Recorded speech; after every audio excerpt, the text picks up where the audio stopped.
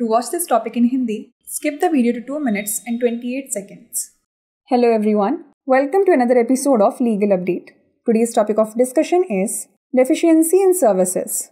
First, let us see what's in the news. Recently, in the case of Messrs Ernakulam Medical Center and another versus Dr. P.R. Jayashree and another, the Supreme Court ruled that a hospital in Ernakulam, Kerala was deficient in its service after mistakenly handing over the body of a deceased patient to the wrong family who subsequently cremated it. Let's look at the background of the case. R. Purushottaman was admitted to Ernakulam Medical Center and later passed away. His family asked for his body to be kept in the hospital's mortuary. When they went to collect his body, they discovered that the hospital had mistakenly given the body to another family who had already cremated it. Purushottaman's family filed a complaint with the Kerala State Consumer Disputes Redressal Commission, which ordered the hospital to pay Rs 25 lakhs in compensation. The hospital appealed this decision to the National Consumer Disputes Redressal Commission, which reduced the compensation to 5 lakh rupees. Both sides then appealed to the Supreme Court. The court observation was as follows. A bench comprising Justice Hima Kohli and Justice Sandeep Mehta, while resolving cross appeals from both the complainants and the hospital, overturned the NCDRC's order and restored the SCDRC's decision to award Rs 25 lakhs to the complainants. Let's know more about the deficiency in service under the Consumer Protection Act. Section 2, subsection 11 of the Consumer Protection Act 2019 defines deficiency. The concept of deficiency of services refers to any failure or inadequacy in the standard of services provided to consumers. Deficiency can occur due to negligence, deliberate actions, or oversights by the service provider, resulting in consumer dissatisfaction, inconvenience, or harm. Consumers have the right to complain against a service provider if there is any deficiency, seeking compensation or corrective measures. The Consumer Protection Act ensures that service providers are responsible for providing services that meet the necessary standards. Before we wrap up, here's a question for you. Which section of the Consumer Protection Act 2019 defines deficiency? Section 2, subsection 11, Section 2, subsection 12, Section 2, subsection 13, or Section 2, subsection 14? Send the answer to this question in the comment section. Like, share and subscribe for more such content. नमस्कार, legal update programme में आपका स्वागत है।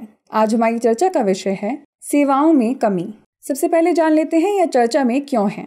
हाल ही में messrs Ernakulam medical centre एवं अन्य बनाम doctor P.R. Jayashree एवं अन्य के मामले में सर्वोच्च न्यायालय ने फैसला सुनाया कि केरल के एर्नाकुलम में एक अस्पताल ने अपनी सेवा में कमी की थी क्योंकि उसने गलती से एक मृत मरीज के शव को गलत परिवार को सौंप दिया था, जिन्होंने बाद में उसका अंतिम संस्कार कर दिया था।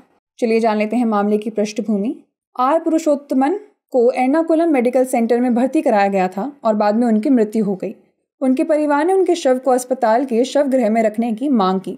जब वे उसका शव लेने गए तो उन्हें पता चला कि अस्पताल ने गलती से शव किसी अन्य परिवार को दे दिया था, जिन्होंने पहले ही उसका अंतिम संस्कार कर दिया था। पुरुषोत्तमन के परिवार ने केरल राज्य उपभोक्ता विवाद निवारण आयोग में शिकायत दर्ज कराई, जिसने अस्पताल को 25 लाख रुपए मुआवजा देने का आदेश दिया। अस्पताल ने इस फैसले के खिलाफ राष्ट्रीय उपभोक्ता विवाद निवारण आयोग में अपील की, जिसने मुआवजा घटाकर 5 लाख कर दिया। इसके बाद दोनों पक्षों ने सुप्रीम कोर्ट में अपील की। न्यायालय के अवलोकन की बात करें तो न्यायमूर्ति हिमा कोहली और न्यायमूर्ति संदीप मेहता की पीठ ने शिकायतकर्ताओं और अस्पताल दोनों की ओर से दायर अपीलों का निपटारा करते हुए NCDRC के आदेश को पलट दिया और शिकायतकर्ताओं को 25 लाख रुपए देने के SCDRC के फैसले को बहाल कर दिया। आइए जान लेते हैं उपभोक्ता संरक्षण अधिनियम के तहत सेवा में कमी के बारे में। उपभोक्ता संरक्षण अधिनियम 2019 की धारा 2 उपधारा 11 कमी को परिभाषित करती है। सेवाओं में कमी की अवधारणा उपभोक्ताओं को प्रदान की जाने वाली सेवाओं के मानक में किसी भी विफलता या अपर्याप्तता को संदर्भित करती है। सेवा प्रदाता की लापरवाही, जानबूझकर की गई कार्रवाई या चूक के कारण कमी हो सकती है, जिसके परिणाम स्वरूप उपभोक्ता असंतुष्ट, असुविधा या हानि हो सकती है।